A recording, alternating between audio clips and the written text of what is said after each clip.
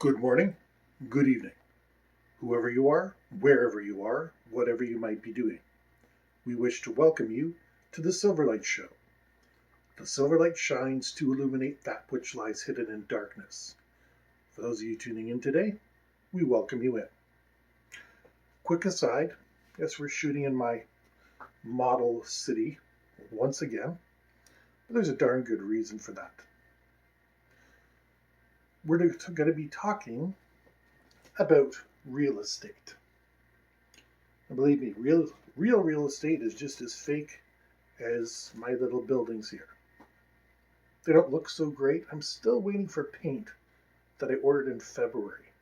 And the major online retailer that I dealt with that delivers everything from A to Z, I ordered in February and they gave me an estimated date of May, towards the end of May, for it to be delivered. Pretty expensive paint. That's just more evidence of what I said about the shipping containers being delayed. Back to the cityscape in front of you, because that's what I really want to focus on. Most people live in cities, don't own houses. As much as we cling to that beautiful 1950s and 1960s image of the husband and the wife with the white picket fence and the two kids and the dog, the reality is vertical housing solutions are really what keeps cities going. Now, everybody knows pretty much about a mortgage. I'm not going to get into that here. But condos and apartments are two different animals, and both are about to be severely affected by expenses that nobody planned for. Remember, in 2020 and 2021, rents were frozen, condos fees were frozen because of the pandemic and the economic impact that it had. So, 2022, when these things are unfrozen, all of a sudden, those landlords are going to start to look to push those up and make up the profit that they were anticipating over the past couple years. From what I've seen, searching online, nobody is paying attention to this. But I've heard anecdotal evidence that some rents are going up as much as 200%, particularly in the retail sector. And a lot of buildings, like residences and condos, will save the bottom floor so they can rent it out to a laundromat, a submarine shop, or a hoagie for those of you living below the 48th parallel. There's lots of opportunities for businesses in them. But the people living in, whether they're renting or buying, have a lot of things that they pay for. Let's start with renters. After a 2-year freeze that was not expected, nobody started off the pandemic expecting to lose 2 years of their revenue. And for a moment, let's put aside the shady landlords, the shady condominium associations, and let's pretend everybody is just true and does things above the board. Even in that situation, you're going to be expecting to make a bit of a profit. 10%, 20%, don't know off the top of my head. But you're going to go to the board, whatever it is in your area, because pretty much every municipality, every region, they have some sort of a tribunal or board that you have to go before and say, hi, I need to put the rent up because of these reasons. Now, some landlords are experts at gaming the system. And they make things up. I had a friend who, their landlord attempted to put their rent up because, among other things, they planted a forest. Well, the only thing, this forest lacked any trees. They hadn't planted a darn thing. And this is back in the early 2000s. So everything that you can imagine, they can charge money for. Replacing the fire extinguishers, yep. They can upgrade, they can raise the rent because that's an unanticipated cost. All sorts of crazy things. And I don't know if the government is going to do anything to try to hold them back. I guess it depends on your local area. For the more business-minded politicians, they're probably inclined to let people reap their profits. And for the more tenant-friendly areas, they'd probably be on the side of the tenants and putting a brake on that extra cost. Sorry, the cat's just dropped something upstairs. Nothing valuable, but so where does that leave us? Landlords, and in this case, I will say justifiably, looking to recoup their costs that they've had to lay out for the past couple of years. Condo boards, again, justifiably over the past couple of years, they've had to get by without special assessments, without raises, anything like that. And this is why I was never interested in a condo. Because it's like having a mortgage and then a mortgage on top of your mortgage. You can't predict your costs. At least with a conventional mortgage on a conventional property, I can say for the next X years, my cost will be Y. And I need to have Y number of dollars available every single month to be able to pay for that. Easy enough. But a renter, every year, they don't know what the landlord has done. They don't know what new stipulations are coming in. Now, this all comes back to affect each and every person listening, because we have this bizarre false narrative that is being pushed by the banks that people are sitting on huge stacks of cash because apparently during the pandemic nobody was spending. I would say people were not spending as much. I would agree with that. That's because there was nothing to spend it on and there was no money to be had. Awfully difficult to spend money when you don't physically have the resource. Some businesses made off very well, but the majority did not. Construction never stopped during the pandemic. So people involved in construction did very well. Transportation, that was the industry everybody said was recession-proof, but it suffered. Trust me, it suffered. But now here we are, recovering slowly, and businesses are justifiably conservative when it comes to giving out raises and bonuses and other things that are expected. So on the one hand, you have businesses not being willing to part with their money because what if a crisis happens, not necessarily another pandemic or the same one, but in a business at any time, any place, you could be suddenly sued. You could have an accident happen. There's all sorts of reasons. You could lose a major shipment. There's all sorts of reasons you may need money. And let's be honest, owners started businesses because they wanted to make money. And employees cost money. Again, this is beautiful rainbows and sunshine, happy world, but it's realistic. In the real world, yes, people are scum. They want to wring as much money as they can because they sacrificed for so long and they feel justified in doing so. Landlords, type of business. They've held on for the past couple of years without getting any major increases, and now they feel like they've gone far enough and it's time for them to generate some reward, some return on their investment. So the question is how far they're willing to push it. And to quote Salt and Pepper, I think they're going to push it real good. Where does this leave the average person? I'm trying to find this answer out. I've done a deep dive, and the only thing I can look at is the homeless rates. I think we're going to wind up with a lot of people homeless, downsized, you name it, and it's going to have another ripple effect on the economy. Let's just say you're a husband and wife with 2 kids, and you live in a 3-bedroom apartment. So the couple shares the 1 bedroom, and each kid gets another bedroom. Well, the landlord is now behind 2 years in rent. So we'll keep this as simple interest. So instead of a 5 to 10% increase on the rent, he's now putting up 20 to 30%. Yeah, by a quarter or more. That's a big chunk of change, and I don't care who you are. So that couple decides, well, we can't afford our 3-bedroom anymore. We've got to look for a 2-bedroom, and little Jimmy and Susie are going to have to share a bedroom.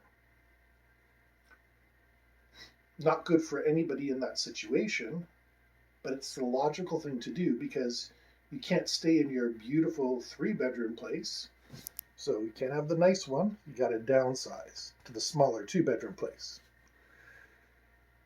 That's bad enough. But what about those people who are in 1-bedrooms or bachelors and they're already spending half or more of their disposable income in their rent? Well, there are places for them to go. But if you have a cat or a dog or anything else that you take care of, right down to fish, you're kind of stuck. You've got to maintain that lifestyle. Otherwise, you're out on your rear end. If you're in a bachelor, you can go to a single room. And there's lots of these. Last time I looked, which was 10 years ago when I was looking for information rather than moving into one, they were going for about $500. And it wouldn't be bad for a college student or a single person who has, who's perfectly happy with the internet connection and maybe they live far from home and they don't do a lot of socializing. They would be perfect. And there's a lot of them around. Basement apartments generally are less expensive than, proper above ground multi-story apartment units, but not always so, and it depends on the area. But what do you do if there's nowhere for you to move to because all the people from the 3-bedrooms downsize to the 2-bedrooms, the 2-bedrooms downsize to the 1-bedrooms, and the 1-bedrooms downsize to the single rooms? You're pretty much out of luck. There's another way to put that, but I'd like this channel not to get any strikes on it. Not just yet. There's only one place to go, and it's a street, shelter, couch surf. No matter what it is, you're giving up a portion of your independence. That's a really sad thing to talk about because I don't like to think of anybody living in that situation. But again, realistically, it's what's going to happen. What are we going to do if in the next 12 to 24 months, depending on lease agreements, rental agreements, mortgage agreements, if people suddenly start abandoning their residences because they simply cannot afford them? All that real estate and all those apartments come onto the market flooding on, and while mortgages tend to go up and down, landlords usually don't negotiate their rent prices very much. So if you want a 3-bedroom, you're going to pay the 3-bedroom rate. They'll usually negotiate on other things, like I'm going to pick on a condo where they'll wash your windows and do sort of like maintain all that sort of stuff. Building condos are hard. It's a lot easier to deal with houses and homeowners associations, even though in real life they're a pain in the butt. But anyway, so this is where our focus needs to be. How can we prevent the average person from being victimized by a system that itself has been victimized? There's no good guys here, but there's a lot of bad guys. And unfortunately, these are the murky waters that we need to navigate within the next couple years. Because I don't want to think that there's families living on the street, even though there are. I'm a realist. I'm an optimist, but I'm a realist as well. I want things to go well, but I realize they don't always go so well. Employers are not going to start handing out more money. Not for the foreseeable future. Unless you work in construction and those kind of industries, or you're a terrific salesperson and negotiate a fantastic commission rate. So we have to start worrying about people having housing, or worse, people maintaining their housing and skimping on food. And this happens too. It's easy for people to fill up on cheap food, but most people tend to pick the cheap junk food. Hey, I'll be honest, macaroni and cheese is an awfully easy way for me to get my 9-year-old in and out of the house, fed, warm meal in her stomach, and get her going again. Hell no, it's not healthy. Hell no, it's not good, and I don't give it to her every day. So I understand the appeal. But we still have the opportunity to have salads and oranges and stuff like that lying around so that there's a balanced diet available. Is that going to continue? I don't know. I just had to plan a little social get together for 10 people. And the cost of the food, and I'm not talking complicated foods, I'm not talking a Chef Ramsay special, I'm talking about common foods people would eat, like a basic barbecue. And the bill was extreme for what I'm used to. So we have housing and food both being significant costs, and both of which can leave people in very vulnerable situations. We don't want people going hungry, and we don't want them homeless. But with so many people, resources, governments recovering and still in that rebuilding phase, there's not a lot of money and there's not a lot of love to go around. So if you have the ability, donate to your local food bank. I don't know what we're going to do with rent because there's not a rent bank that we can donate to. Well, maybe that's a good idea to start up. Some churches are known to have charities like that, and maybe it's time that we address that on a societal scale. But right now, yeah, the next 36 months are going to be brutal. The good news is housing prices should come down. The bad news is they're already ridiculously overinflated. Condo fees are going to go up. Condo mortgages, I would really recommend against that because, like I said, it's a mortgage on top of a mortgage, and you don't know when there's going to be a special assessment or anything like that. And as far as renters go, I wish I had encouraging words for you. Hopefully you're with that little old lady who goes to Florida for 6 months of the year and just wants somebody there being security for her house. Yes, I've known people like that in the past, and that's the best kind of situation to be in. As long as you're not noisy and you don't make a mess, they're happy to have you, and it's a wonderful situation if you find it. Past that, I've seen some extremely sketchy places advertised online that don't even have a proper separate entrance, and they're being advertised for top dollar prices to rent out. Anyways, if you're a renter, look over your contract. Try to get all your contacts and people that you know together because you might need to fight. If you're a condo person, start taking interest in your condo board's management group because it's going to come time very soon when they're going to need to refill their emergency funds and similar stories like that.